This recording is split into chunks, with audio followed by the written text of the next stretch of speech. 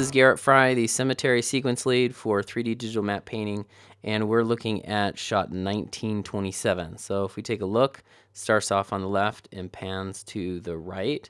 And with this shot, what we're going to need to do is with this particular obelisk style grave marker, we need to include in this one of the little retaining walls that some of these grave markers have. So, if you look through the reference photography, you'll know what I'm talking about. Actually, there's one right here that's in the plate. But so you'll want to make sure that this this little plot here is in the right perspective, and you're going to want to put in some stairs. So the type of stairs that you can put in, it can be complete and kind of like ornamented, or you can just put in some steps that are kind of halfway covered.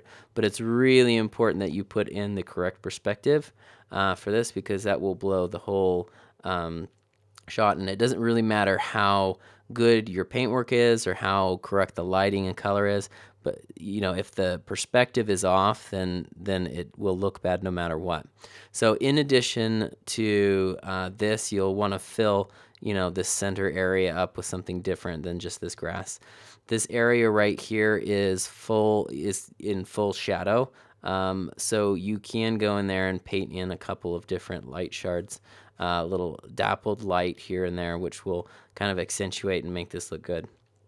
Also, in addition, there's other gravestones that you can fill in along this side.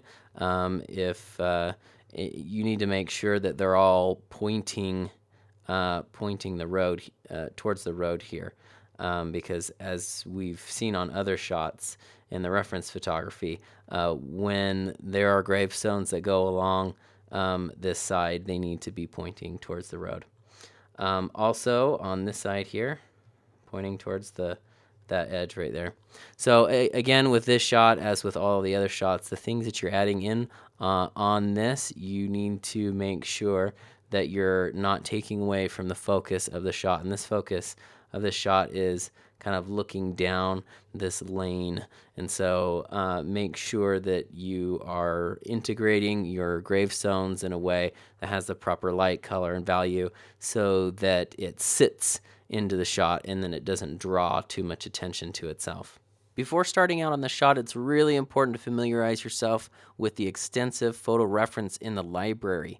It is worthwhile to do quick matte painting concepts so you can start to understand what kind of photography works for what particular situation. Also, make sure you're utilizing the asset library, especially for those shots that require continuity between environments. These assets can be a huge help, and remember that every asset has high resolution photography, so if the asset is not high enough resolution when rendered, you can overlay it with photography.